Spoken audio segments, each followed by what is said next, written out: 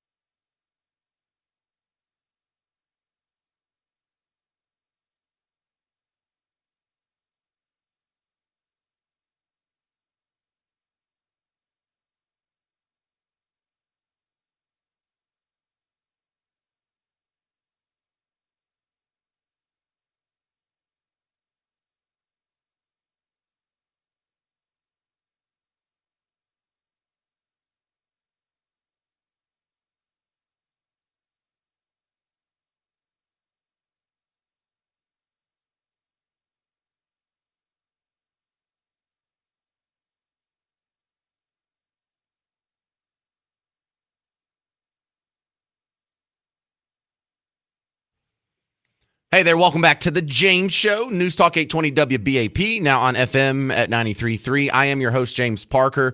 Thank you very much to Shaw's Patio last night. They were the host of the first annual birthday bash for the James Show on WBAP and listener meet and greet. Fantastic little place. You know, I hadn't really hung out in New Orleans in a long time. I mean, New Orleans, in Fort Worth for a long time. I lived here. I know. Well, look, I grew up about 90 miles east of here, about an hour and a half that way. And so I was always like around the area. And then when I lived here, I hung out in Fort Worth quite a bit. And then I left town for about 15 years. And I haven't really hung out there since I've been back. I moved back to Texas in 2021. And so like when we did the toy giveaway, we had the toy drive for Christmas and we gave away all these toys at Nash Elementary. That was a terrible neighborhood when I left. It was like the Emilio Estevez movie Judgment Night. Did you see that with Cuba Gooding Jr. and Dennis Leary? That's what that neighborhood was. When I came back to give away presents or, just be there when the giveaway happened, I was almost thinking, should we be giving these kids presents? Shouldn't these kids be giving presents to someone else? This is like a nice neighborhood. These are some opulent condominiums all around this historic school. This is a really nice neighborhood. Same thing for Magnolia. I'd never hung out at Magnolia before. I mean, I've driven past it in years past, and I don't remember it being a nice strip. I didn't remember it being all fixed up and remodeled and clean, and beautiful lights were strung up everywhere. It looked like Pleasantville down there. And then Shaw's Patio was great. Number one, because people who own the joints listen, so that makes them awesome. But also, I got to eat a bison, and maybe you don't know, I love to eat new animals. Now, I've eaten a bison before, but it's been a while, and anytime I can get a different animal, I jump on it. Because I've gotten to eat a lot. I've gotten to eat a snake and an ostrich and rabbits. I'm trying to go through, and when I look back at my short little span on this earth, I want to be able to say I ate as many animals as I possibly could. So it was nice to eat a bison last night. I didn't eat the whole thing. It was just a one patty of a burger, but it was still bison. That was pretty cool. Now, I've done that. I've done a meetup in Dallas or Richardson. I did a meetup in Fort Worth. Where's the next one? I don't know. You tell me. What's the next bar or venue or restaurant or whatever that can host an event that listens to the James Show? You tell me. 800-288-9227 if you want to call in. But most people find me on Facebook or WBAP app is good, or James at WBAP.com. All right, so we had Carolyn Levitt, the new White House spokeswoman, have her first press conference yesterday. Now, it happened about 1 o'clock our time, so I got it all recorded, and it lasted a little over 40 minutes. So I only had about 15 minutes to chop it up and edit it down and gather my thoughts before the show yesterday. But I didn't realize how lockstep the media got almost immediately. There's a memo that came out in less than 24 hours. They all show up at the press conference, and the people who are on Team Blue all asked pretty much the same question. They were asking, oh my goodness, how bad are benefits going to be cut for poor Americans? How many benefits? How much benefits? How many people are going to be made homeless and have their lives destroyed by this? And she just kept saying over and over and over, that's not what's happening here. And she got asked 6 times the same damn question. And I made a montage of it for you, just to let you know how frustrating her job's going to be for the next 4 years. Oh, she's going to pull her hair out. Assistance from the federal government. You will still continue to receive that. Again, people who are receiving individual assistance. Yeah, I put a little dinger between each question, so you know when a new question was asked 6 times. This is not a blanket pause on federal assistance and grant programs from the Trump administration. Individual assistance, that includes, I'm not naming everything that's included, but just to give you a few examples, Social Security benefits, Medicare benefits, food stamps, welfare benefits, assistance that is going directly to individuals will not be impacted by this pause. And I want to make that very clear to any Americans who are watching at home who may be a little bit confused about some of the media reporting. This administration, if you are receiving individual assistance from the federal government, you will still continue to receive that. Again, People who are receiving individual assistance, you will continue to receive that. Again, not for individual assistance, but for all of these other programs that I mentioned. This is the fourth time. Again, it does not affect individual assistance that's going to Americans. Here's the fifth time.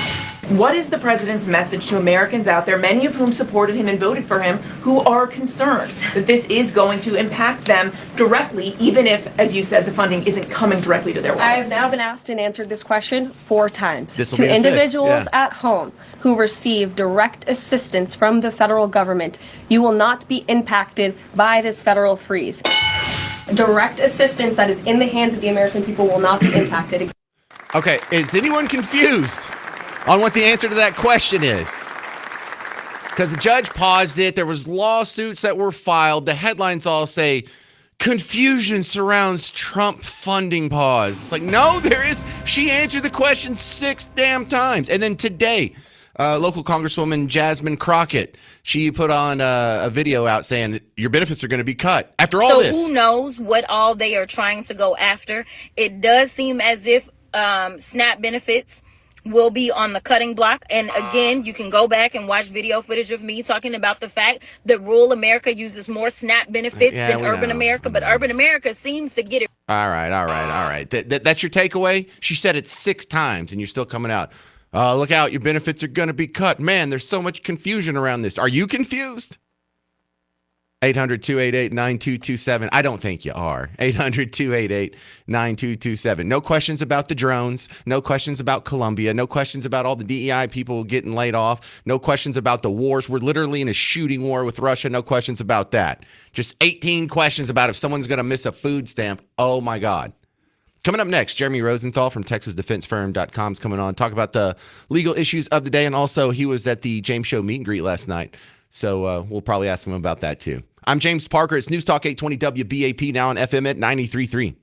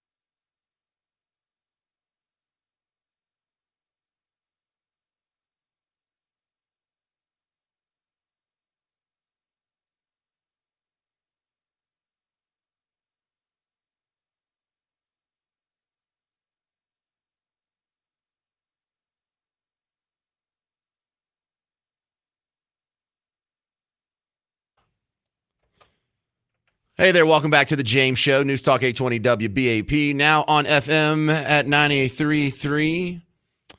If you want to be a part of the show, 800-288-9227. I'm not really going to ask you any direct questions. I'm just, if you feel like jumping in, feel free, because a lot of questions are about to happen from my next guest, Jeremy Rosenthal from TexasDefenseFirm.com. First off, thank you very much for coming all the way down from McKinney to Magnolia Street in Fort Worth for last night's James Show meet and greet. Thank you, Jeremy. Man, for you, James, anything. That was a big thing for me. And you know what? It was worth it to celebrate your first year. Congratulations on a dominant year. I'm not quite in first place yet. And I still have my job, though, so we can celebrate that. Jeremy, there was like a few things that we had talked about last night that I'm like, we should talk about this on the show tomorrow. And then like 7 things have happened since then. Right. First, do you have any insight on Trump withdrew the spending pause because of a bunch of lawsuits? How was that so effective, and why didn't he see that coming? I don't know. I'm kind of surprised that he withdrew it, honestly. That executive order was sort of doomed from the get-go. The issue is that Congress has already funded a lot of those things. And an executive order, I mean, executive orders have had a long history in our country, but they're primarily administrative in nature. I direct the federal government to do this or to do that or to do this or to do that. They obviously can't violate the Constitution, and they obviously can't undermine a law or a statute or something that Congress does. Congress has the purse strings. The courts blocked it, and maybe I don't know why the Trump administration withdrew it. That was a little surprising, but it wasn't going anywhere. Well, I also enjoy the total about face and, constitutional originalists that popped up here when they were all supportive of Joe Biden erasing student debt with a stroke of a pen. Really, I mean, look, you've got the role of the executive order has been doing nothing but increasing. Now, we always have to remember, too, the Emancipation Proclamation is probably the most famous executive order. And the executive doesn't know if it's going to work unless or until it stands up, right? So when you're talking about student loan things and that got stuck in the mud, and there's only so much the executive can do in this country unilaterally. We're a system of checks and balances, and we've seen a lot of things of substance within these last week or so. We've seen a lot of symbolic things. We've seen things that we can make T-shirts out of, like the Gulf of America. Okay, so the next thing I wanted to ask you about happened since we talked last night. This morning, we heard from the Minneapolis mayor. He said that the city will not cooperate with Trump's deportation policy. We heard Homan say in interviews last month that if you don't cooperate, there's going to be some mayors that can get themselves arrested if they stand in the way. What's going to happen here? It sounds like we have our first little standoff. Yeah, I hadn't seen this morning, but I will say this: the topic of so let's talk about what is and is not a sanctuary city, because I think there's a lot of confusion, or a sanctuary state. Oregon has declared themselves a sanctuary state. That's not a made-up term. That's their own word. They're a whole damn state. And what it means is they are aggressively not going to cooperate with that. They're going to do the minimum or zero in far as cooperation with the federal government. They're basically saying, the feds, you guys are doing this. It's your deal, not ours. If there is a law that orders them to do it, they'll comply with it. So they're not breaking the law. They're just not going to go out of their way to assist the federal authorities. Legally, I don't know that they have to. Where this gets weird, or where this gets interesting, or where people start going to jail, like we're talking elected officials, is if they are in violation of some type of statute or law that requires or compels them to assist with this. I don't know from an immigration standpoint what laws there are that affirmatively compel a state to do X, Y, or Z. Could the federal government, for instance, order Texas to give the federal government a list of everybody that gets arrested so they can cross-check it with ICE? Texas may do that as a matter of course or as a matter of courtesy, but I don't know that there is a legal requirement there. Like you couldn't force them to do if they don't want to. I get that. Right. Okay, well, tell me something else that happened since we talked last night. I saw that Trump says, we've already got over 1,000 illegals in custody. He said he's going to send 30,000 criminal illegal immigrants to Guantanamo Bay. Have you had a chance to look at this yet? I have not, but I mean, I don't know if that place can house that many people. Administratively, that's a challenge. I think that a lot of what I've heard and a lot of what I've seen are, look, I mean, he feels like, hey, I got elected to take care of this, and he has been nothing if not aggressive about the whole thing. A lot of these things come down to infrastructure, right? Can you feed even if you could legally put 30,000 people in Guantanamo, can you feed them? Can you house them? Can you do these types of things? I think that is as much, if not a larger question than the legality of it all. Another question here that pops up. So much happened in the news just since we talked last night. Trump signed the Laken Riley Act, his first legislative victory in his new administration. Is this going to change much? You know, usually I kind of roll my eyes on federal law that kind of stands on top of existing state law. Like, you know, what good does that do to make something illegaler? But do you think this will make a decent change? It's symbolic, and it's the first thing that we've seen that's not just one of these sort of executive orders that are these sort of Zeus lightning bolts, right? This is Congress, right? And this tells you that this had broader support. For that reason, they're always going to be more vanilla. We sort of know that, and a lot of times it's grandstanding, right? Yep.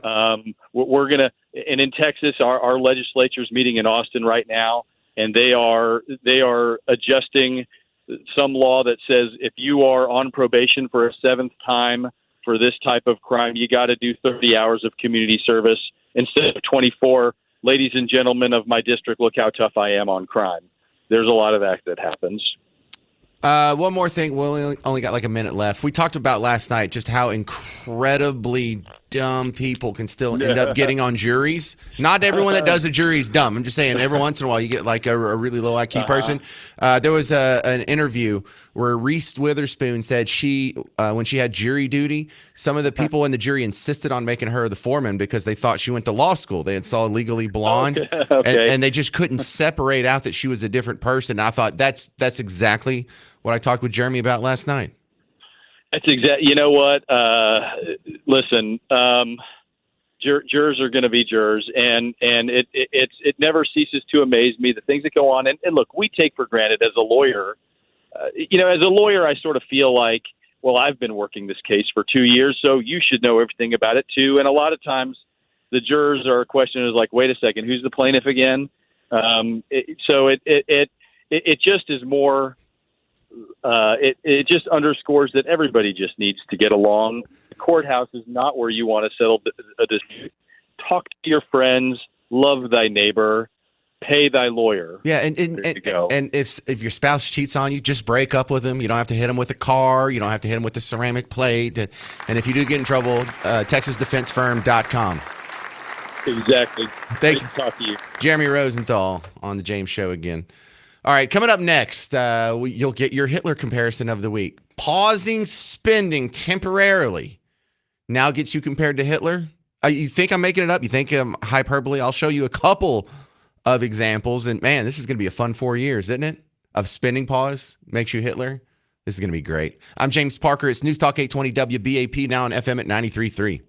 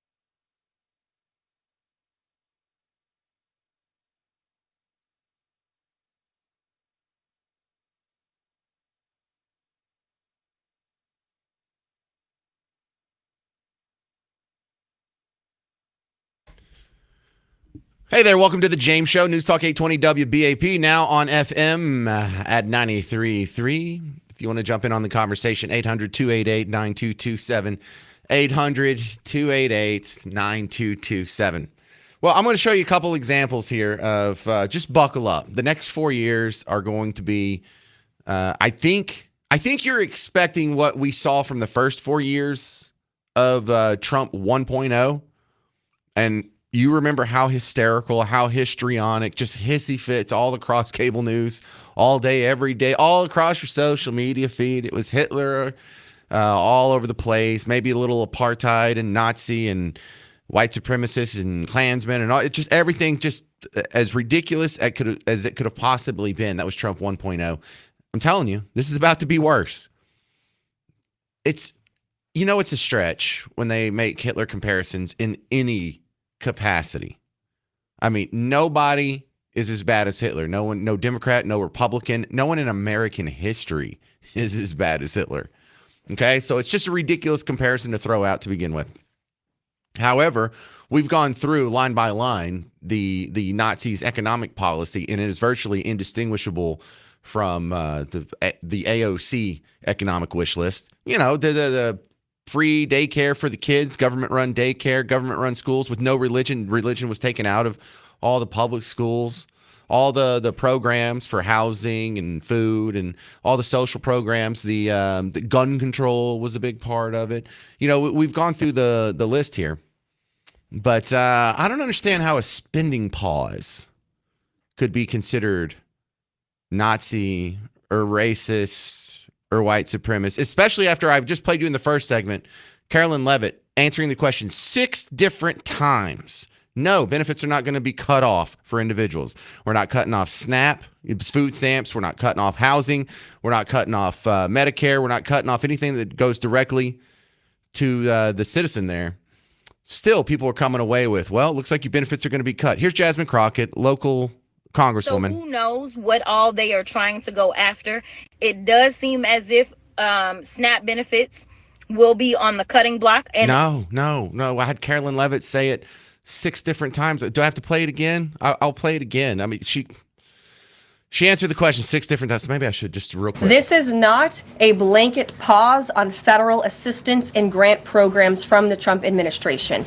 Individual assistance, that includes, I'm not naming everything that's included, but just to give you a few examples, Social Security benefits, Medicare benefits, food stamps, welfare benefits, assistance that is going directly to individuals. All right, now just multiply that 5 more times. Actually, she said it twice the first time. So yeah, 6 more times.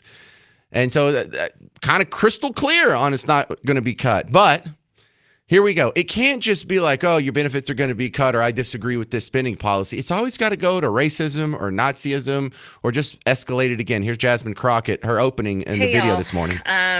New hair, as you can see. I am headed in for my By the way, her hair did look nice. She said new hair, as you may see. She looked great.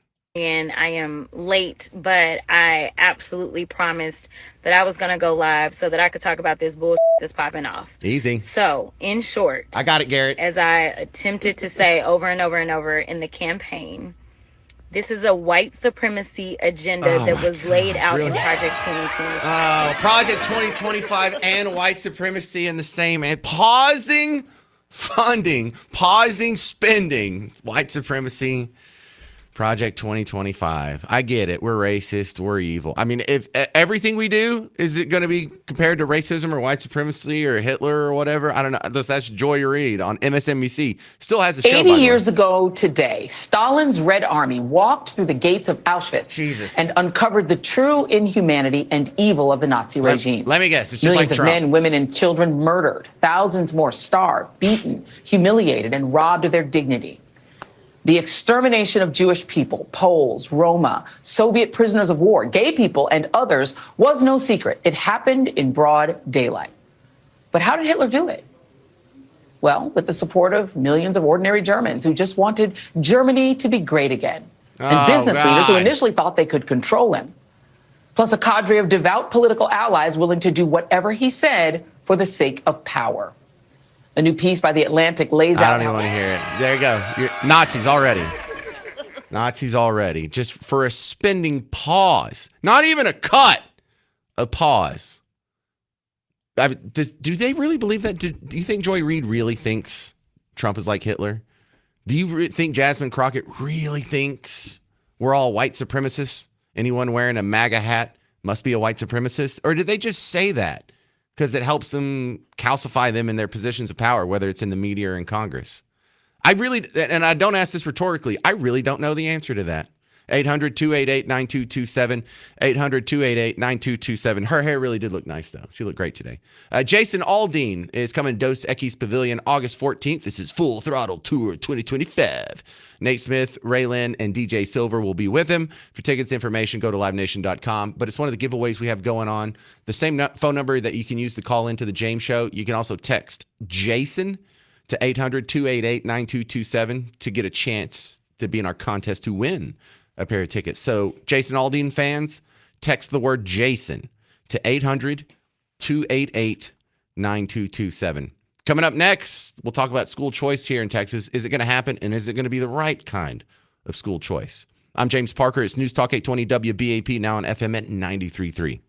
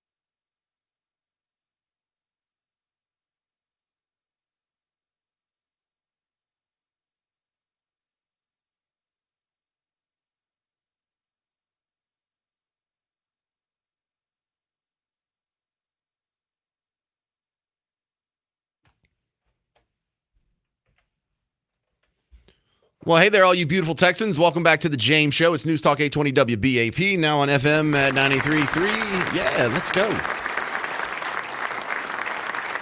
Well, my next guest is a listener turn guest because he has been knee deep in so many of these issues that we talk about on a regular basis. He's a former superintendent of public schools here around the state of Texas and has since branched off and now runs. Lance, you have the Seek Collaborative, if I'm saying that right, and not the religion SIKH, SEEK, Seek Collaborative.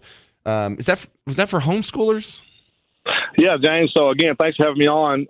So the Seek SEEK Collaborative is a hybrid school in Parker County, started by a couple of moms, and then I came on board a year and a half ago as a consultant and started an education foundation for them. And to my knowledge, James, we're the only education foundation in the state that solely supports homeschool families. There you go. Thank you for describing that better than I could. Now, it's National School Choice Week, and that means nothing. I'm really interested in what's going on in Austin. There's a couple of competing school choice bills, and I'm told that one of them is absolutely wrong. Well, I haven't seen what the House has put out, and I don't think the House has put theirs out yet. But I looked at SB2, and I watched the entire hearing yesterday, and I've read through the bill, the legislation, and I can tell you, any of your listeners out there that are once again relying on the government to come to the aid of your child's education, you're barking up the wrong tree. You're waiting on something that's never going to happen. If the government continues to have their hands in our school system, we're going to continue to have government-controlled minds with our kids. And Senate Bill 2 is chocked full of government regulations. Go out, tell your listeners to go out and look at it. If they can't understand it themselves, give me a call. Go to my website, commonsenseedu.com. But it is chock full of just, once again, creating another layer of bureaucracy for parents to have access to the right to send their kid to the school they want to go to. And it is not a good bill, in my opinion. You're going to hear a lot of people say that it is a good bill. And the reason they're saying that is because they want something. They're desperate for something. This is not the answer. We've got to get government out of our schools. And, this is something I've always asked people. They say, well, we need the government to give us this money. Do people forget the government doesn't have money? That's your money in the first place. The government doesn't have a money tree out in Austin that they say, oh, well, we can give you little handouts here and there. That's our money as taxpayers, and it's time we demand it back, and we let us use it where we want to use it for our kids without strings attached to it. Because if you look at that bill, it's going to tell you that it's got to be government-approved vendors, government-approved education providers. They still have to take norm reference tests. They're going to have to turn in reports to the comptroller on how the students did on those tests, whether or not they're career and college and military ready. It's the same thing they're doing in public schools. They're just going to say, well, you can just go to a private school and do this instead. But we still want this data. All right, Lance, we talked on yesterday's James Show about a teacher in Fort Worth who lost his job from Fort Worth ISD because he made a tweet saying, hey, Department of Education, or I forgot what federal agency he added in his tweet. But he says, we have a whole lot of illegals at the school I work at. A lot of them can't even speak English with me without using a translator app in 11th grade. And that cost him his job. And I mean, did he do anything wrong? I'm not familiar enough with school policies to know if that's a fireable offense, but that didn't really seem like it was, malicious or dangerous or out of pocket. No, let me tell you my experience, James. You're exactly right. Schools have stripped educators from their freedom of speech rights for years on one hand, but on the other hand, I've seen mediocre educators have a full career, 25, 30 years of sitting in the classroom, just sitting there, really not doing a whole lot, kind of flying under the radar, and their mediocre kids aren't getting what they need, and we can't fire them. We can't terminate them because of the Chapter 21 provisions. So at the end of the day, here's the reality. I've been in this a long time. I sat in the superintendent's chair for 14 years in 4 different regions in the state of Texas. I know a lot of our representatives and senators. We've told them for years how to fix this, and we can fix the public education system. It's broken. There's a lot to fix, but it's not difficult and it's not complicated. There's a lot of things we could do overnight to fix this, but the reality is your legislature doesn't want to do that. Your legislature doesn't want true school choice. Your legislature doesn't want to give parents the right with their money. Again, it's their money. They take it in taxes, but it's our money. Just don't forget that. And they do not want to just flat out let us fix this whole system because the truth is all the private schools in the state of Texas, all the homeschool co-ops can't hold 5.4 million public school children. I'm going to give you a stat real quick, James. If you look, Fort Worth ISD has been in the news for 30-something% of third graders not being on grade level reading. Okay. if you go back and you look at the 2003, at that time it was the tax test. I'll give you a little history lesson. We started off with the tabs, then went to the TAMS, then went to the TOS and the tax. Started off in 1979 as assessing students' basic skills. That was TABS, basic skills. Fast forward all the way to 2004, and we're assessing knowledge and skill, tax tests. Fort Worth ISD third graders had an 89% grade level grade level on reading at 89% in third grade in 2004. Now you tell me what the legislature has done since then and what our politicians have done. You know what they did? They said, well, that's not, we need to change that. Let's go to the STAR. Okay, let's put other regulations on public schools and teachers. And then we had these woke leaders that came into the school systems and said, well, let's just start catering and pandering to the minority groups. And I'm not talking minority ethnically. I'm just talking about minority mindsets. And then we said, and then the state, the TEA, which is the largest bureaucracy in the country. Again, I love President Trump. He's talking about tearing down the Department of Education. Where's Greg Abbott talking about cutting the Texas Education Agency? We should be doing the same thing here in Texas. We should have a commissioner. Yeah, we like the sound of that over here in the studio audience. We've not had a commissioner at TEA that is a practitioner probably since 2000 or maybe 99. I don't think we've had one in the 2000s that's actually been a practitioner and knows what's going on in public schools and that can fix it. And I've just sat back and until I'm blue in the face talking to these politicians to say, we can get this right, and we can provide school choice. I'm 100% believer that a parent should be able to take their money and take their kid where they want to take them and not put them in a school system that their kids are being bullied, they're being indoctrinated. But I'm also 100% believer that we have to fix that system because you can't put all those kids in private schools. Yeah, and look, I remember when I was in grade school, it was the TEAMS test, TEA, Educational Assessment, whatever, MS, TEAMS test. And I remember taking this test and being like, this is the easiest test I have ever taken. Who is failing this? Who is not up to snuff on this test? And I felt like they just got dumber as I got older. Or I don't mean dumber, I mean just easier and easier. Well, what we had an assessment system where we truly, it was a basic assessment. Oh, wait, hang on. I just looked at the clock. Lance, let me hit pause on my Lance remote here. We'll continue with Lance Johnson from the Seat Collaborative because I want to ask him a little bit of guidance for you people thinking about pulling your kids out and homeschooling, what that transition looks like, because this is the guy who helps people do it. That's coming up on The James Show, News Talk 820 WBAP, now on FM at 93.3.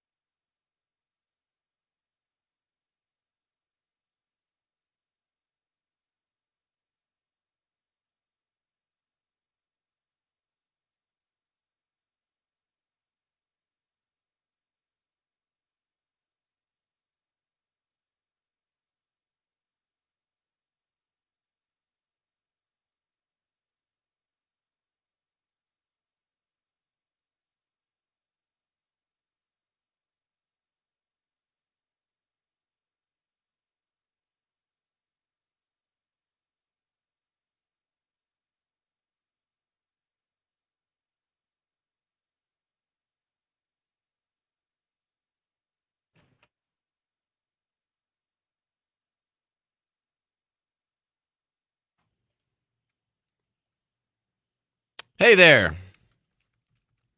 Welcome on the James Show, News Talk 820 WBAP, now on FM at 93.3. We're continuing with Lance Johnson from the Seek Collaborative, and I think all of us got a taste of what homeschool could possibly be during COVID, and for a lot of people, it's stuck. For a whole bunch of people listening, this is something that's been kind of rattling around in the back of their head as you see, misbehaving teachers who get a little too handsy with the students, or maybe the content of some of the explicit books in the library, or now you got the deportations, the illegal immigration issues that are coming up in public schools. A lot of people are looking into homeschool, but they just aren't ready to make the jump. So, Lance, let me ask you some of the basic questions that me and Miss Parker have tossed around because we've thought about going homeschooling. How do we pull this off if one of us has to quit our job? If we go from a 2-income household to a 1-income household, I think that's one of the big barriers we have. Yeah, I think that's just a sacrifice that a lot of families have made and have chosen to make because of their kids' education. But I don't know it's necessarily something that you have to do permanently, and I don't know if it's something you have to do unequivocally every day of the week. So, there's a lot of co-op opportunities now. There's a lot of hybrid schools that are popping up. And so those explain hybrid school. Okay. So for example, Seek Collaborative is a hybrid school where we go to school 2 days a week with teachers, and on Tuesday, Thursday, or Monday, Wednesday, whatever your schedule allows. And those teachers provide those kids with project-based learning models and entrepreneurial skills. And, we engage basically in helping kids find and identify their God-given passions and God-given talents. And then we help refine those through community service and project-based learning. And so at the end of the day, those kids are with their classmates 2 days a week, but the parent is still responsible for their education overall. So, for example, in my household on Monday, Wednesday, Fridays, we have a freshman daughter, and we teach her. We use resources that we vet and we pick online to teach, Algebra 1, biology, world geography, some of the other courses that we determine to take. We have students that take courses out at the Mineral Wells State Park. We have students that take courses with other students on Monday, Wednesday, Friday. So even at Weatherford College, Weatherford College is a great resource for homeschool families of high school age kids here in Parker County. So at the end of the day, what technology has done and what, like you said, COVID showed us a lot, and kudos to parents that pulled their kids out of schools. If they're listening and you pulled your kid out of the school that was forcing your kid to wear a mask all day, kudos to you for standing up for your kid, because the adults in this state did not stand up for your kids. I want to say that clearly. You did, and I applaud you for that. But there's so many resources. The other concern we hear a lot of times from parents is, what about socializing, and what about sports and extracurricular activities? There is a plethora of extracurricular activities for homeschool families. In fact, James, my daughter plays on a basketball team called the PT Warriors. What? That was my next question. Because I have a close friend, Miss Parker's close friend, was homeschooling her kids, and then when the oldest one got to high school age, he wanted to play football, so he started going to school. There are homeschool football programs. There are homeschool track programs. There's a homeschool prom in Dallas. There's a homeschool. There are anything you can find in a public school that you think you would miss, you could find that in today's world for homeschool families. In fact, we're going to be in Springfield, Missouri. We just won the district tournament. I get to coach our team as well, my daughter's team. We have 14 awesome young kids, girls that are. If you saw them, James, you would think they're the best kids in the world. But we're going to Springfield, Missouri, and playing in a national tournament. It's the National Christian Homeschool Tournament. Your listeners can look it up. There's 400 teams, and there's 1,200 basketball games in 1 week right off in Springfield, Missouri in March. That's the kind of support and push that homeschools have around this country. In Texas, there's an estimated 1 million homeschool children. Well, we can get that number higher. Another thing that I see some people hesitating on is, how can I homeschool my kid? I couldn't even go back and do the math that I did in high school now. I don't remember the cosine law. I'm not qualified to teach trigonometry. What do you say to those parents? There are so many resources that will match the values and the morals and expectations of that parent at home online. For example, we use a lady called Nicole the Math Lady. She teaches all her lessons. They're pre-recorded. You can find just about any math lesson you want from kindergarten through, I believe, maybe even pre-calculus on her website. And she uses Saxon Math. I mean, you can, which I'm a fan of, but you can find literally any resource that you want as a parent that will match your values, your expectations, and your standards as a parent without having to be the core provider of that content to your child. And then you're just guiding them through the learning. You're helping them with, again, becoming an adult through the different phases of their life. and you're not worried about what are they being taught at school, 40 hours a week that I don't want them to learn, because you're right there with them. For example, with our basketball team, I love that my daughter and her friends ride with me to the games instead of a school bus that who knows what's going on inside that bus. I mean, it's just once you again, you're talking to a guy that did 27 years of public education. So I know that world inside and out. And for the last 2 years, my family has been blessed to be a part of the homeschool community, and see just the wonderful families that are involved in that. And I would encourage any of your listeners, do not hesitate to make that leap. There are resources available for you, and we can help you with that. We have school districts now in North Texas that have adopted the Bible-infused curriculum as it's described in the media. Is this looking good? Is this kind of what we expected, or is it watered down? Should we be happy about this? Here's my position on that. There's no reason why schools shouldn't teach principles in the Bible that make us good humans. For example, the 10 Commandments. Is it really wrong to teach kids not to kill, or not to steal, not to lie? I mean, if we called them those 10 life principles something other than the 10 Commandments, people would love them. But when you put the 10 Commandments title on it, people go, oh, well, that's religious. That's Christianity. Hey, you know what? This country was founded on Christian principles. Go back and look at your history books. This education was founded so that people could learn to read the Bible. That's why we wanted kids to learn to read in the first place, so that we could learn to read the Bible, and the government couldn't tell us something that was in it that wasn't in it. We want, but we've gotten so far from that. We've gotten to where the government controls our education. Why have we accepted that since LBJ started the United States Department of Education in 1962, I believe? Why have we as a society just caved to that? And again, I want your listeners to go back and look at Senate Bill 2.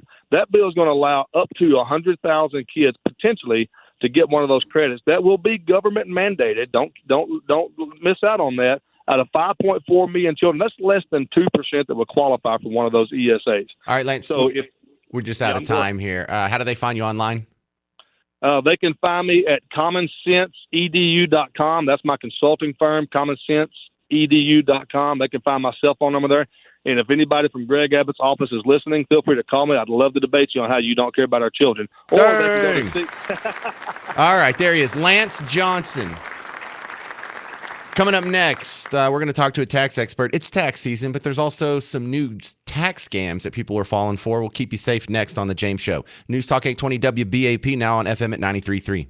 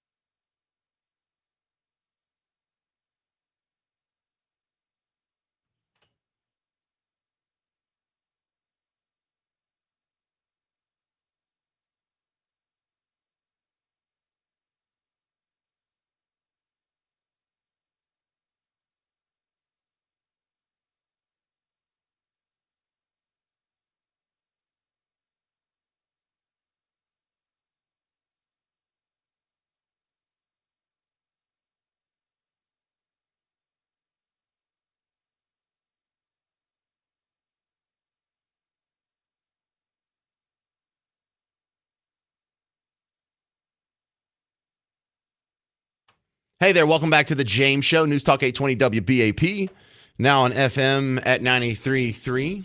Yeah, you just heard Mike Traina talk about it. We are in tax season now. Woo! I don't. Why are we applauding that? Turn that off. Oh, I can't turn off the studio audience. Why would you applaud that? Tax season, I hate it. I hate taxes with the hot, hot heat of 1,000 suns.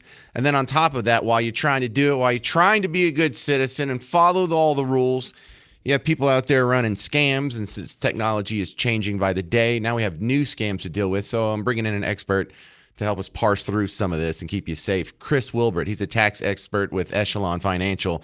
So tell me, tax scams probably been around as long as taxes, but what are the new scams we need to watch out for, Chris? Well, the scammers are getting more and more creative. They're reaching out to people by email, by mail, by email, by phone, and by text. And they're using the IRS logos, they're using other governmental agencies to get people to click on the link and fall for their scams. Well, I think they're giving government too much credit because, Social Security is not going to give you a call. Social Security is not going to send you an email. They still do like the old-fashioned letter, like a physical letter. They put it in an envelope and they put it in the mail, and it takes a couple days, but they still use that. And so I find it interesting how much you give the government too much credit if you think they are the ones sending you this email. They are definitely not. The only way the IRS is going to contact you is by mail. That's weird. They haven't even got up to the rotary phone yet, huh? Telegraph, maybe? No, not at all. Not at all. Not at all. And it's all centered around identity theft. And so they want to trick you to get your information, and they're counting on people being busy with family and work, and they see the link and they're in a hurry and they just react, and then before you know it, they're stealing your identity, and they'll file fraudulent tax returns. And so that happened about 295,000 times back in 2023. Ooh. And that's down from a peak of like 328,000 in 2021. So it is a real problem. And in 2023, it cost the U.S. $5.5 billion. Yeah, and I can, talk down and be all smarmy about it, but I've clicked on the wrong emails before. I've been phished, but I think generally we're getting better at recognizing some of these emails and some of these scams. Is there some new twist we need to be looking for on these? Well, what they're starting to see is these ghost retail fronts where they'll set up a tax preparation service. They'll open it up in a retail center. People will come in, they'll do their taxes. And when they give them their information, they're stealing their identity, and then they will do everything in their power to create as large of a refund as possible. And when the refund comes back to the tax service, they steal the refund.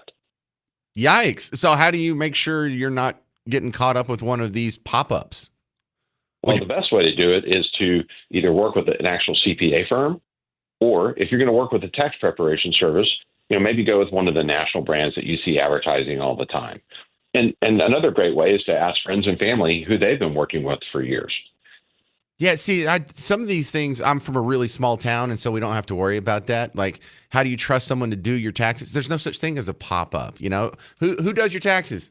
Scott. Scott does my taxes. That's how we roll out there. But I guess, when you're in a metropolitan area of 7 million people, it's really hard to vet everybody, especially if you're new to town.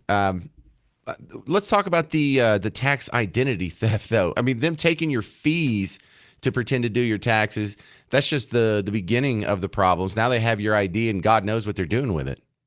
Absolutely. I mean, they're going to be off to the races, applying for credit cards. They might try and buy a car, you name it. If they're savvy enough to do the pop-up and get all your information, they've got a game plan, and they're executing on it like immediately.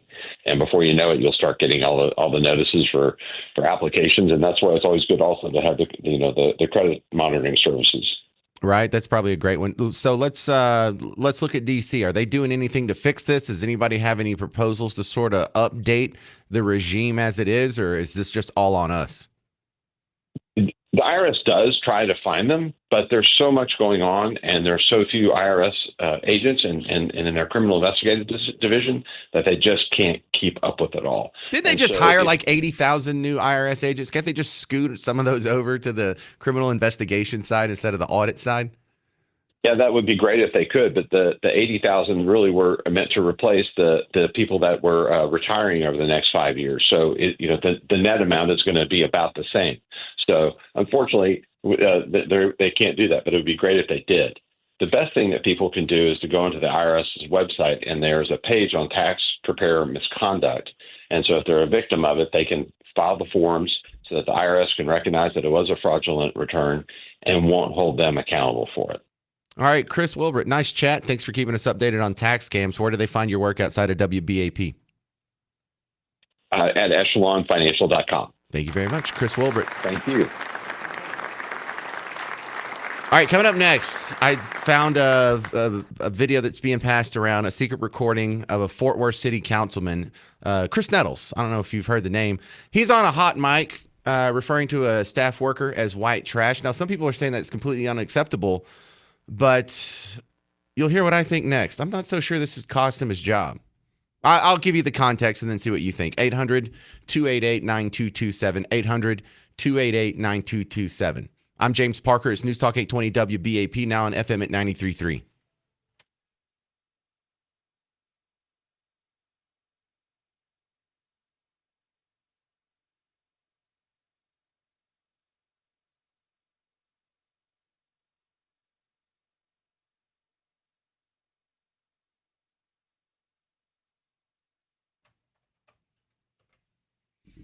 James Parker here for Home Marketing Services with Bob Lavelle. Bob, I've noticed, tax season's now underway. A lot of people can use their tax refund to be that springboard to finally get them in a house. Talk about it. What a great advantage that could be. Absolutely. And I heard you talking earlier, it is tax time, with the guy you were getting some hints to. For people that really want the best tax hint, I can give them. Do you know how that is to get a bigger tax refund? To withhold more? No, buy a house.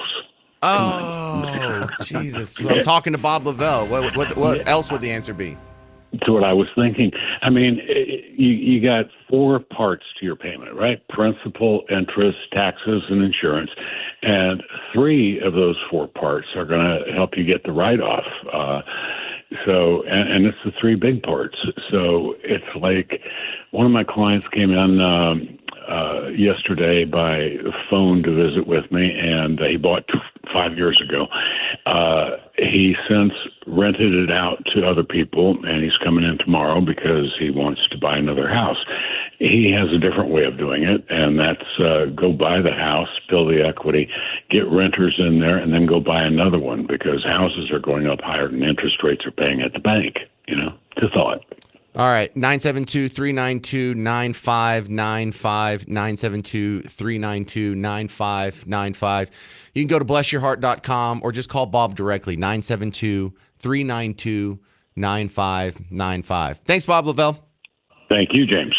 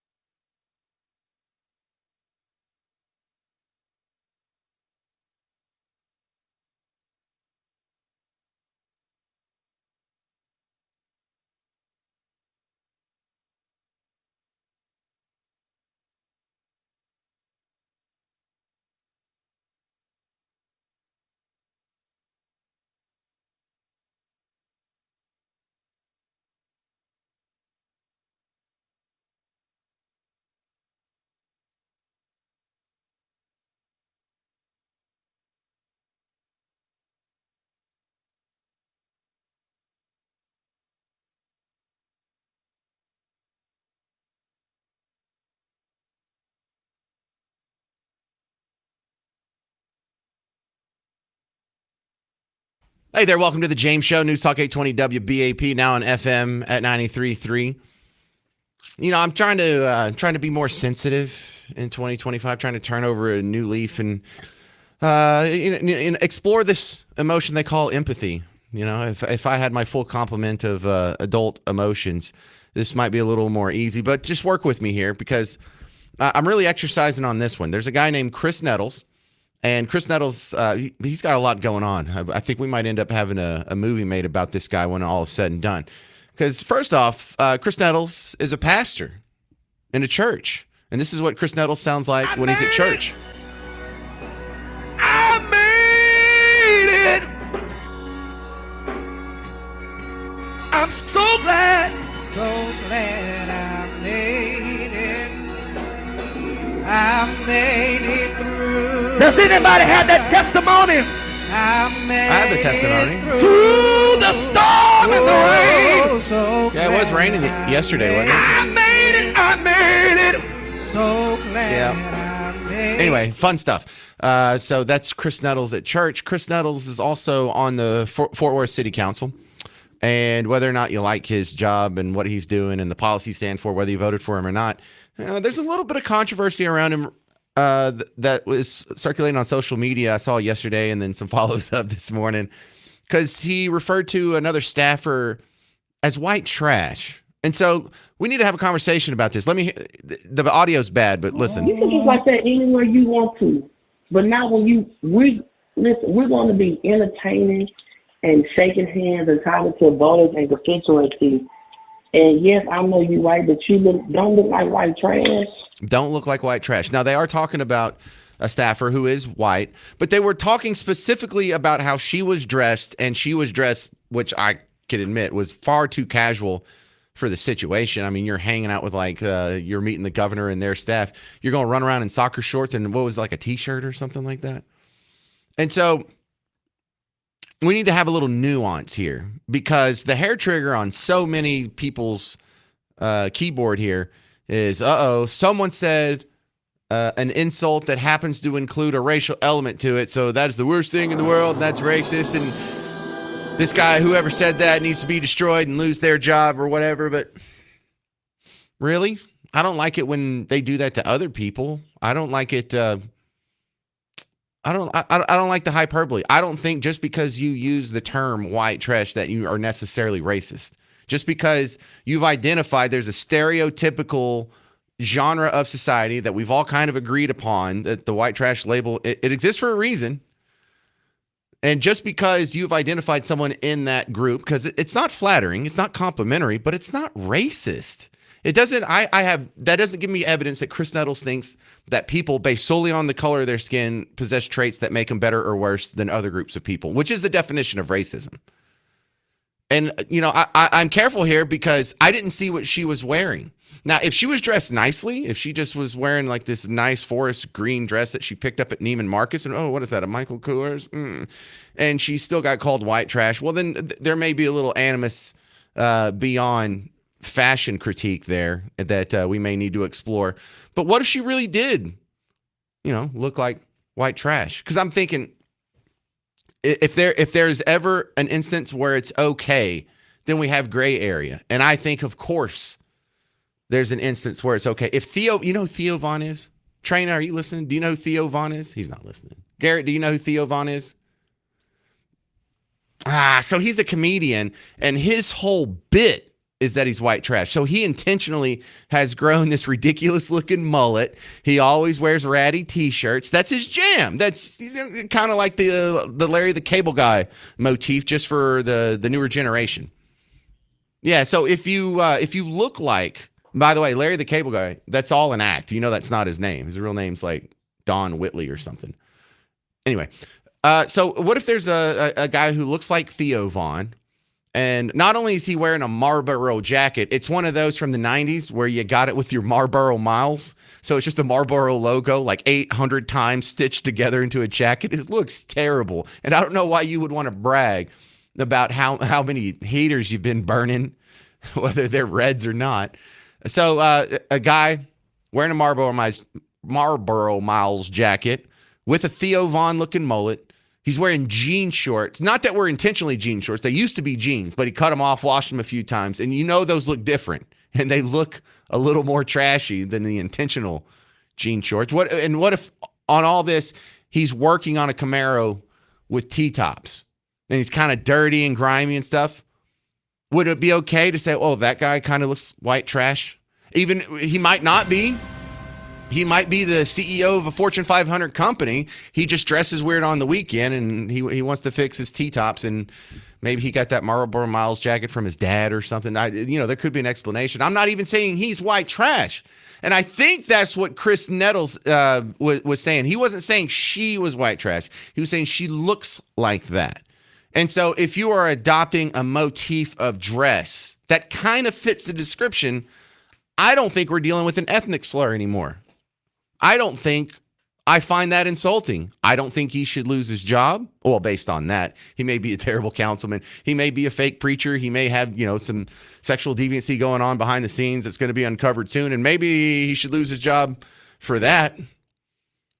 But just like we bristle at people pretending to be offended at things that clearly aren't offensive, people pretending like Trump's spending pause is akin to Hitler, or people pretending like the illegal immigrants being deported is akin to Nazis. These people are pretending, they're imagining these fantasy scenarios where they're a victim that's being persecuted by this evil person, and I just can't do it back at them. I know they deserve it. I know they don't deserve better, but I just can't do it. I can't pretend like I'm offended by Chris Nettles calling some woman white trash. I mean, maybe he will prove to be awful in other ways, but this is one of the things we have to stop. If we ever want to see another Blazing Saddles come back, if we ever want to get back to when race relations felt a little more normal in the 90s and early 2000s, I think we're going to have to stop pretending like every time someone invokes a racial adjective in any phrase that all of a sudden they're a racist person or it deserves some sort of offense. It's okay to refer to someone's race or even their fashion, and it doesn't make them a bad person. But I certainly enjoy watching the people just go crazy about it on social media. 800-288-9227. 800-288-9227. And I think, you think I've never been called white trash? I didn't really get offended because they don't know me. I mean, maybe I look bad or maybe I need to take a shower or something, but I know I'm not a terrible person. I know I'm not on the bottom rung of society. I don't have a meth problem. I haven't lived in a trailer in a very long time. I don't go to jail. I don't have a Camaro with T-tops or anything. I never bought anything with Marlboro Miles. So I don't take particular offense to that. But a lot of people online acting like they are. Are you? 800-288-9227. And what a weird way to lose your job. Telling some woman she needs to dress nicer at work. We have Billy Idol on tour again. He's coming to Dickies Arena May 7th. Special guest Joan Jett and the Blackhearts. Man, I think maybe he should be opening for her, not the other way around. But whatever. If you want tickets, go to livenation.com. It's also one of the contests we have going. The same number I give out for callers. 800-288-9227. You can get a chance to win a pair of tickets. Text the word IDOL, IDOL, like Billy Idol. 800-288-9227. I'm James Parker. It's News Talk 820 WBAP, now on FM at 93.3. Hey, sports fans. James Parker here for the Prize Picks app. And I took advantage of the promos that they had going for the championship games, NFC and AFC championships. Well, for the big game, they're doing promos again. Here's a tough one for you. Do you think Patrick Mahomes can pass for 1 yard? Because that's all you got to do to win that square. You line up another player in your lineup, and you've turned something that you were already going to enjoy anyway. You're going to watch the big game anyway. It's not like you're not going to watch it. Well, might as well take your football knowledge and turn it into a little bit of extra cash. Make the big game just a little bit more fun. And do it with my money. Download the Prize Picks app. Use promo code WBAP. You get $50 to play with your first $5 play. So download the Prize Picks app. Add a little bit of spice to the big game. Use promo code WBAP and get $50 from me to do it with. Prize Picks. Run your game.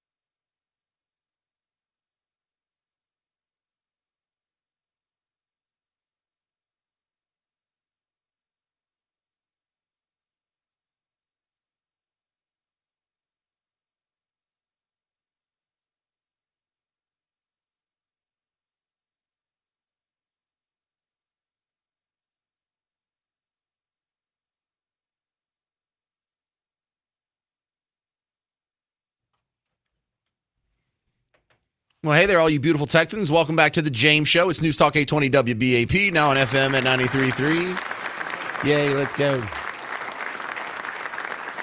Well, my next guest is an immigration attorney here in Texas. Kate Lincoln Goldfinch is back on the James Show. Kate, welcome back. We now have deportations happening across Texas. I think 80 were rounded up over the weekend here in the Dallas area, but also some protests. Now, if you are advising an immigrant, legal or illegal, would you caution them against going to protest and public rallies like this, or is this completely safe? Well, that's safe, and I think, ICE may start going to the places where immigrants are known to gather, and a rally might be something like that. The secure locations memo was revoked, meaning that schools and churches and hospitals and shelters are all not considered safe locations anymore. And so I think the key thing for any immigrant, particularly an undocumented immigrant, is to really consider each action in their lives and how risky it is and whether it's worth it. So somebody may decide that it's worth it to them to go to a rally because it's that important. It's a personal decision, but it's, I was at a rally on Sunday and I don't have immigration concerns about myself, and it felt a little, scary to look around in the crowd and see who was there. There weren't any counter protesters, but that's always possible. Okay. So there's one like happening at Dallas City Hall this Sunday at 2 p.m. And I don't know. I've thought you would say just stay off the radar. It's not worth it. But you actually have a little bit of gray area in there, Kate. Well, people are living their own lives and making their own decisions. And some people might just feel so upset about what's happening that they really have to go be out there amongst like-minded people and have some community. There's something uplifting about being in a rally with people who are as incensed as you are about something. But it's always a, decision for a person to make. An example is right now, I'm telling people that the domestic airports are a lot less secure than they used to be for immigrants because we're seeing a lot of ICE activity and TSA requesting visas, et cetera, in domestic airport flights. And so, someone might decide that it's worth it to take that risk to visit a dying relative, but probably wouldn't want to do that to go to Disney World, Yeah, maybe I'm just not the rally type. I've never protested or rallied for anything. Like even like if when the Mavericks win the Super Bowl, I don't even go to that parade. Or Mavericks win the Super Bowl when they win the NBA championship. I'm just not a rally guy. I'm a rally girl, so I understand people wanting to go. Fun stuff. All right, so what's coming next with the deportations? They say they're just going to stick with criminals, but they're going to run out of them at some point. What do you think happens after that? Well, that's not what's been happening. A lot of people have been caught up in collateral arrest. They're definitely detaining people who don't have criminal histories. They're just adjacent to the people when the raid happens. Yeah. Yeah, and I had a client pulled over with his U.S. citizen wife and kids in the back seat. He's undocumented, and the plates were from another state, so he got pulled over. He had no criminal history, and ICE came and took him. So definitely it's not just the criminals who are being caught up. But there is a lot happening. Just today, the Laken-Riley Act was signed. My next question, yeah. Yeah, and he is announcing an executive order to open up the 30,000-person camp in Guantanamo Bay. So it's fast and furious right now. Well, look, I think the Guantanamo Bay sounds funny in a headline, but I imagine that's going to just get lawsuits thrown all over it. Is there any precedence for using Guantanamo for illegal immigrants? For immigration, no, not that I know of. Of course, we all know what it has been used for. In my experience, immigration often does detain people in remote and rural locations that are hard to get to for advocates. I remember working on a lawsuit many years ago where there was some information that came out in discovery and an email between DHS officials saying, let's not put the detention center there. It's awfully close to this big city and there's a lot of lawyers there. And so I think one thing about Guantanamo is it would be really hard for someone like me to get to help my clients there. Hopefully this would be blocked through litigation. But, I think what they're doing right now is trying to just flood so many policies out all at once that the impact litigators and the ACLUs and all of that, they're scrambling just to stop birthright citizenship and federal funding and everything else right now. So, what's your take? I haven't talked to you since the Colombia president sort of standoff went down. How does that look from the point of view of an immigration attorney? You know, when I first saw the refusal to accept a flight, I mean, in principle, I think it's nice to see that, you know, other countries might not be sort of acquiescing to these actions. But I think that the response of the administration, if they've got a bunch of detainees who are set to be deported and they are not getting their travel papers, typically the response is to just keep that person in detention. And it's really, really hard on people. You know, I've worked with people who are stateless or from places like Somalia, and they can't get travel permission to be deported. And the result is that they stay just waiting for months and months and months until they can file a federal lawsuit. So for these actual Colombian people, it's not ultimately better for them. I'm sure they would rather be on a plane and be in their home country than be stuck in detention for another 6 months. Are you going to another rally this weekend? I don't know of any that. Oh, I am. Yes, I am. That one's already on the calendar. Yeah, we have like 4 of them happening within like a 20-mile radius of the station. So that seems to be the cool thing. You know, that's the hot thing the kids are doing this winter. Just let's do some rallies every once in a while. Kate Lincoln Goldfinch, thank you very much for your immigration expertise on the James Show. Where do they find you outside of WBAP? You can look me up on my last name, Lincoln, like the president, Goldfinch, like the bird. I'm all over all the socials and the internet. Thank you very much. Good to talk to you again, Kate. You too. Don't get arrested. All right, coming up next on the James Show, well, I got a good call that's waiting on Terry. We'll talk to you first. And after I talk to Terry, you're going to hear RFK in his hearing today questioning the idea of putting Ozempic on Medicare and Medicaid. You'll like what you hear next. I'm James Parker. It's News Talk 820 WBAP, now on FM at 93.3.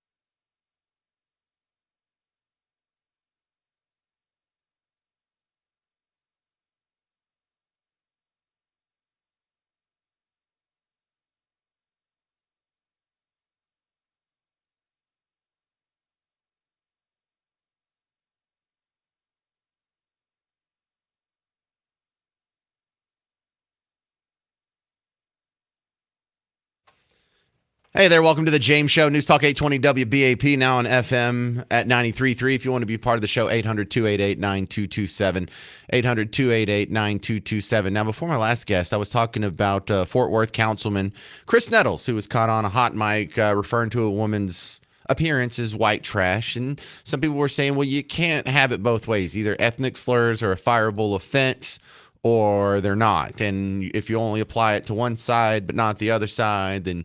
it's the typical thing, but I wasn't really offended by the comments to begin with. And I'm generally considered to be a white guy. That didn't hurt my feelings. Terry in Fort Worth, your thoughts on your city councilman using a slur like that? Oh, I think it's unacceptable. It is a double standard that should not be allowed, whether you're offended by it or not, because, it is a slur. It is derogatory, and he made it racial by calling her white trash instead of just trash. Yeah, but I Why think not just... I think when you use white trash, you're delineating that you're not talking about there is a trait among all white people that fit this description. It means you're talking about a specific subset of people who happen to be white but also trash. Okay, so let's take away the white trash comment or the white girl dressed, inappropriately. Let's use a different term related to your previous caller. What's the difference between an immigrant and an illegal alien? Oh, no, you've totally won me over with that. Right, yeah. The previous caller referred to illegal aliens as immigrants. It's like, wait, no.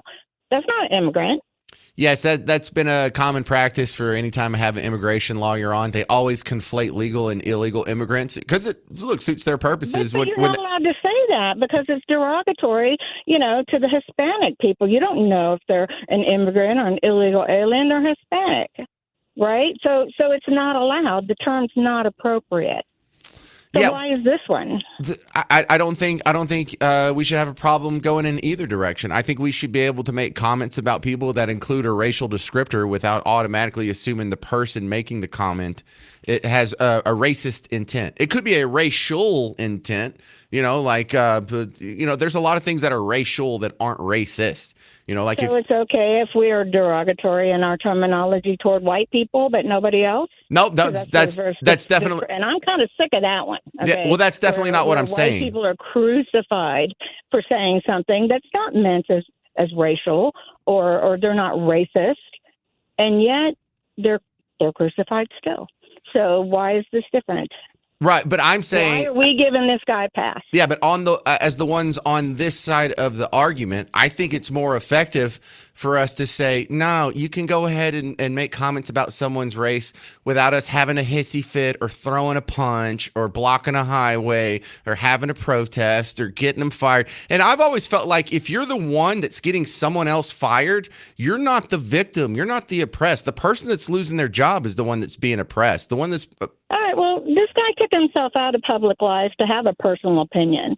He's a politician who's supposed to represent everyone, and this is what he's going to walk around and say behind closed doors? Well, Terry, what if she really was dressed like white trash, though? What if she was wearing like a Marlboro Miles jacket when she had like a mullet and she's listening to Leonard Skinner or something? I don't know. There's some... So why can't you just say she was dressed inappropriately? I hear you. Why did you have to say white trash? Well, he didn't have to say. Is she even trash for dressing that way? Let's think about this.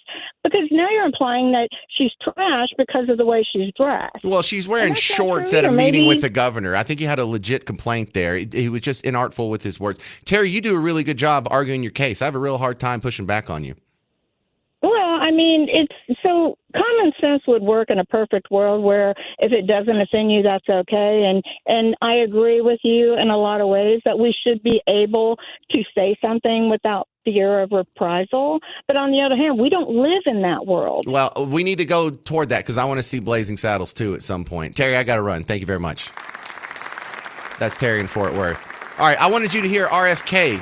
He has his little hearings today, and he was bringing up the idea of Ozempic being covered.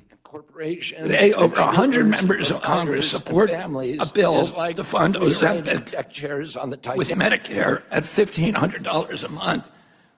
Most of these members have taken money. Can you even understand him? His voice was so bad today, like even worse than usual. The idea of putting Ozempic on Medicare and Medicaid so it'll be funded, $1,500 a month is what it would cost. Now, if you take all the people in America who are, I don't know how to say this without sounding mean, who are fat enough to require an Ozempic prescription for health, look how big the numbers get. Anyway, just I hope you can understand this. Today, over 100 members of Congress support a bill to fund Ozempic with Medicare at $1,500 a month. Most of these members have taken money from the manufacturer of that product, a European company called Novo Nordisk. As everyone knows, once a drug is approved for Medicare, it goes to Medicaid. And there is a push to recommend Ozempic for Americans as young as 6. Gross. Over a condition, obesity, that is completely preventable and barely even existed 100 years ago. Since 74% of Americans are obese, the cost of all of them, if they take their Ozempic prescriptions, will be $3 trillion a year. This is a drug that has made Novo Nordisk the Hang on. Did you get that? $1,500 a pop, seeing as how like 70% of us are eligible for Ozempic. $3 trillion is what we would end up spending, it being transferred from the taxpayer dollars to this Dutch company, Novo Nordisk. All for something that isn't like a disease. And look, I don't consider obesity a disease because it's not like a bacteria got in and infected you. It's not like a virus came, it's tearing up your cells. It's not like cancer is growing tumors all over your body and it's out of your control. You just ate too much. You just exercised too little. And if it's something that can be fixed by you just eating with a spoon instead of a shovel, I mean, is that really a disease? Do we need to spend one dime on obesity when it's something where you could just say, hey, instead of a $1,500 a month drug, maybe try, I don't know, fruit? Or I know, newsflash. Take the stairs, walk a little bit. This seems a weird shortcut that people are mistaking. Being thin is not the same as being healthy. Losing weight is not the same as being healthy. Just like I was kind of disgusted 20 years ago when the Atkins diet was a big thing. You remember the Atkins diet? You had your friend or your coworker that was on it, and they're like, you know what I had for breakfast this morning?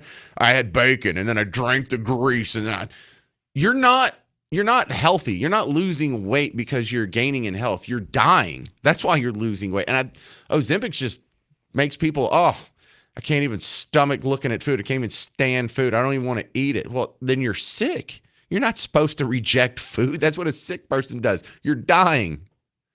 That's what happens to people on chemo. You'll lose weight on chemo. Doesn't mean it's good for you. Ozempic kind of worries me. Ozempic's one of those drugs where in about 10, 15 years, 20 years, we're going to be inundated with commercials about class action lawsuits. Did you or a loved one take Ozempic for obesity? You may be entitled to compensation through our class action lawsuit. That's, I don't know, SkeeterLawBrothers.com. That's going to happen. People are going to start going blind, or their legs going to fall off, or they're going to lose all their fingernails or something weird. This is just too good to be true. And I see too many people run around sick on this stuff. And how about we have it in circulation for a little bit before we spend $3 trillion to give it to every fat person in America. And well, not every fat one. You either have to be old enough to get Medicare or poor enough to get Medicaid. So just the old, poor, fat people are going to get taxpayer-sponsored Ozempic and instead of exercising. Yeah, I think I'm with RFK on that one. That sounds like a pretty bad idea. Coming up next, we're going to talk with Jennifer Hargrave Family Law. Gen Z shown to most likely commit financial infidelity. Are you cheating on your spouse with money? We'll talk about it next on The James Show. I'm James Parker. It's News Talk 820 WBAP, now on FM at 93.3.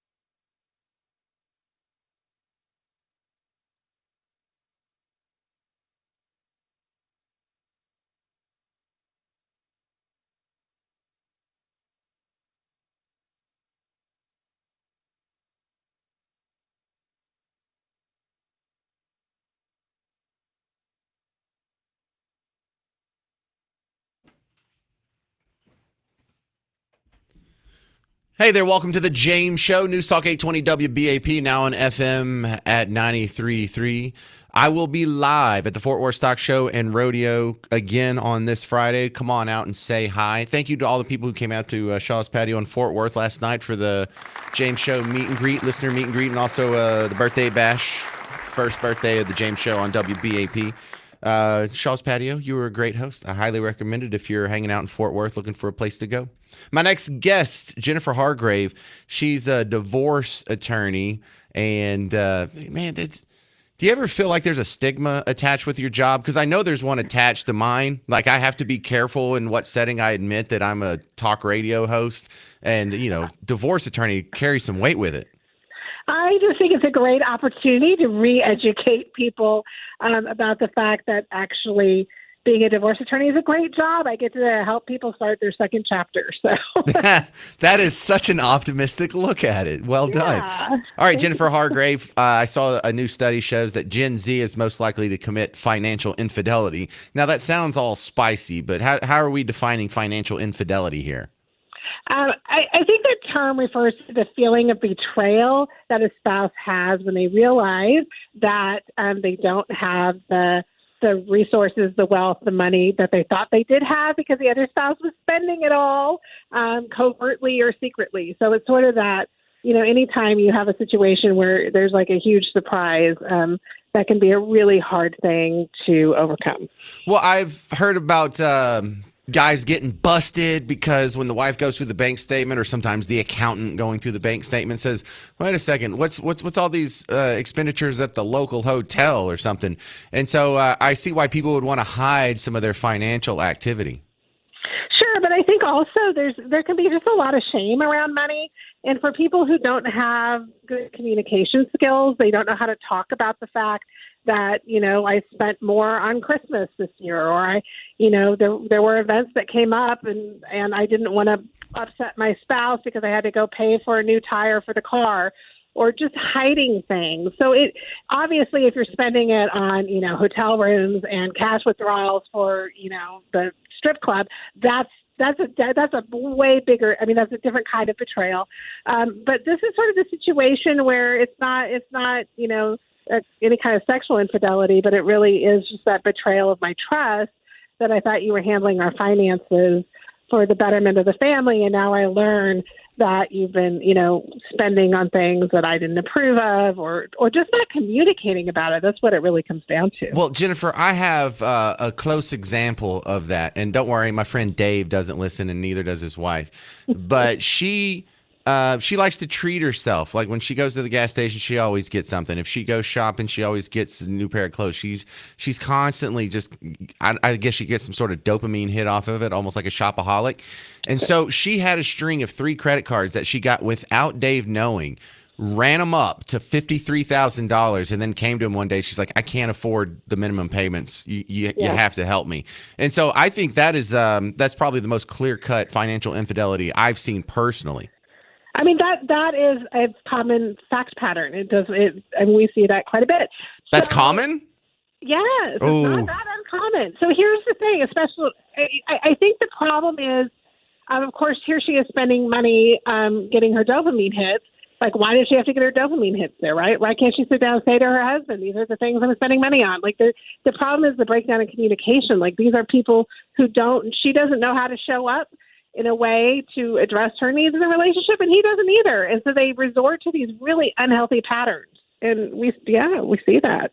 Well, Dave didn't divorce her. He had to take a big chunk out of his 401k to knock some of that down, and he's not very happy about it. But still, we know the old saying: the number one cause of divorce is usually finances. Yeah, and I think it's really the inability to communicate and connect on finances, to have a common financial goal for your family. And, while they're not divorcing now, the problem is the trust is eroded. So Dave's not going to feel safe that she isn't out now opening up new credit cards, because her credit score just went through the roof when he paid off all that debt. So, I don't think it's a net positive, but yeah, I think he's handling it really well. You use the word trust there. That seems to be the biggest negative going forward. Is now he has to look up on it. Now he has to open all the junk mail and make sure some of it's not a statement for something he didn't know existed or whatever. And if you ask him, like, is this better or worse than actual infidelity? I think he might have chose like, man, couldn't you have just slept with the neighbor instead of $53,000 in credit card debt? Right. At least I still have money in my 401k. I think the thing here, James, that's so important for people to know because this is common, is that this is an opportunity. When something like this comes to light, it doesn't mean your relationship has to end, but it means you both need to do repair work. It's awfully easy for Dave to sit there and just point the finger at her and say, she did all this stuff wrong. But the truth is that there's probably some work Dave needs to do too. So he's showing up in a way that, she feels like she can connect with. So these opportunities in relationships, it doesn't have to mean the end of the relationship. But if you don't take actions and you're not proactive in really building a foundation of trust going forward, it's going to be very difficult to have any kind of a healthy relationship. All right, Jennifer, watch this be the one show that Dave listens to. Or maybe, maybe it's Tracy. But how do they find your work outside of the James Show if they want to get rid of that spouse? OurGreatFamilyLaw.com. All right. I'm sorry. Start your second chapter. Yes. Not get rid of that sorry old spouse. HargraveLaw.com. Thank you, Jennifer Hargrave. Coming up next, we had a very serious concern at the White House press conference yesterday. There was a reporter who was concerned that is Black History Month going to be canceled? I'll tell you in 4 minutes on the James Show. News Talk 820 WBAP, now on FM at 93.3.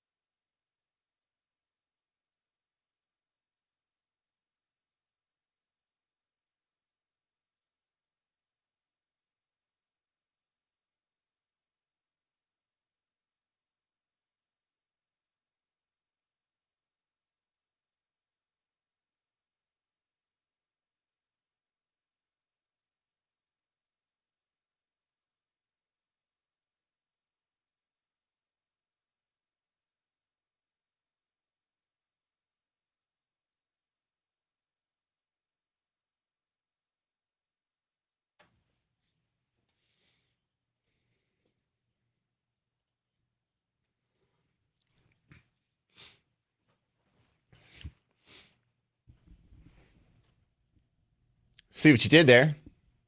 Hey, welcome to the James Show. News Talk 820 WBAP, now on FM at 93.3. Man, I feel bad for the White House press corps. No, I mean, not all of them, but these people who have been telling you that, Trump's Hitler and Nazis are coming, and then they still lost the election. Now that they got to go spend 4 years asking this guy questions, and they have to put themselves in these pretzels, these mental gymnastics, to come up with something bad to say about the guy, because that's their job. They don't go in there and try and find out, the most important things that are going on that affect me and you the most. They didn't ask any questions about we're in a shooting war with Russia. They didn't ask any questions about the drone mystery that just got solved.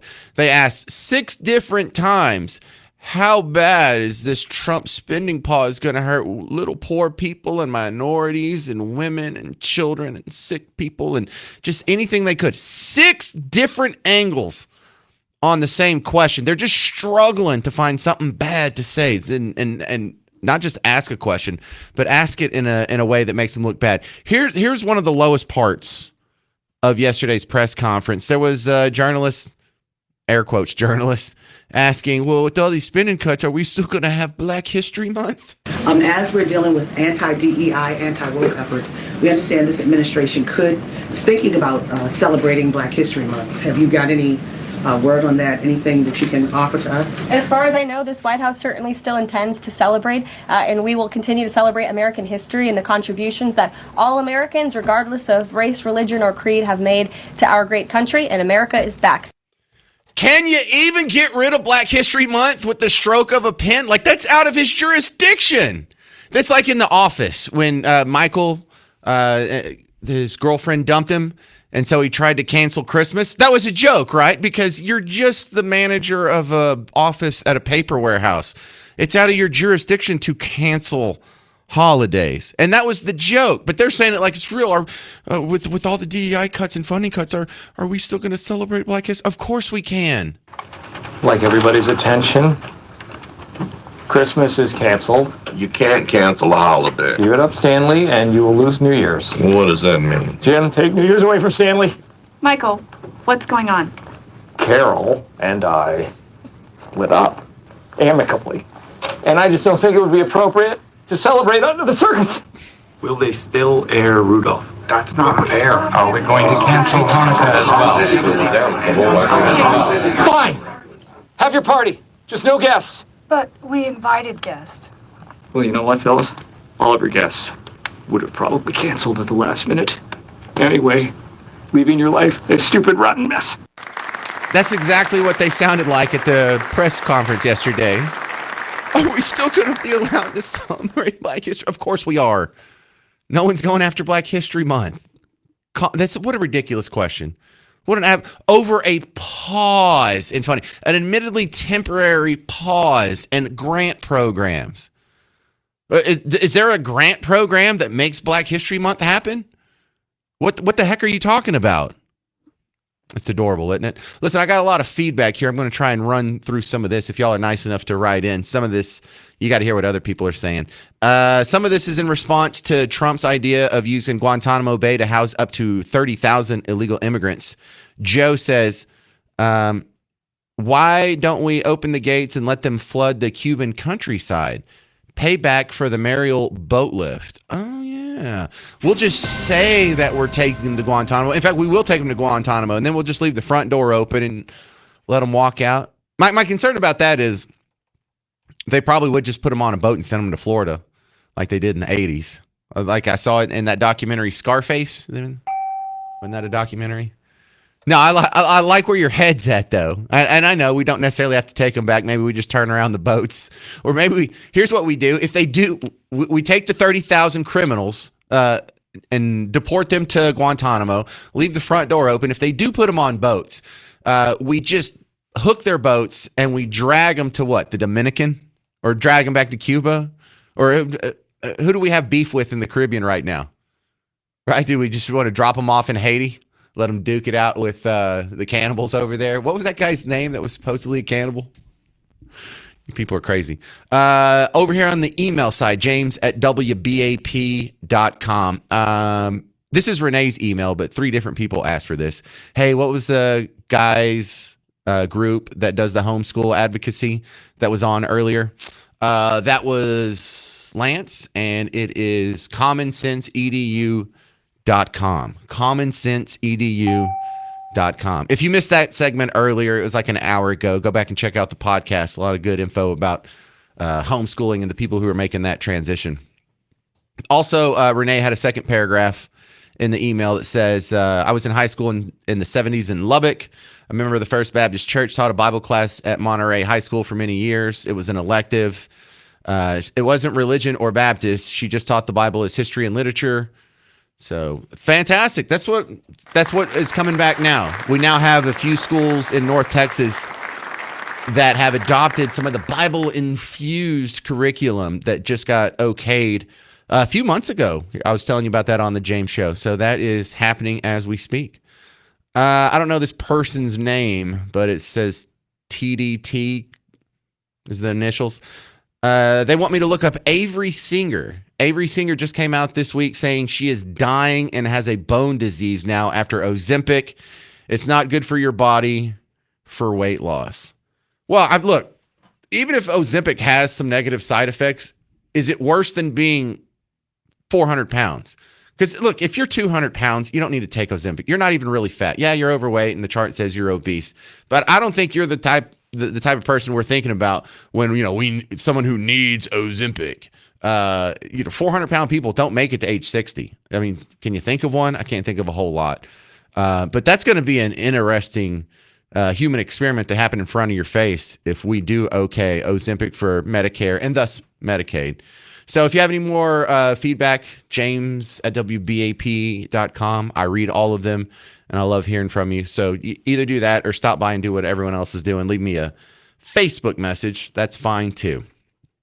Luke Bryan is coming to town June 20th. He's going to be at the Dos Equis Pavilion. It's one of the concerts that we're having our contest rotation. For this one, you text the word song, because his tour is called the Country Song Came On Tour. And whatever. Text the word song to 800-288-9227. 800-288-9227. I'm James Parker. This has been The James Show on News Talk 820 WBAP, now on FM at 93.3.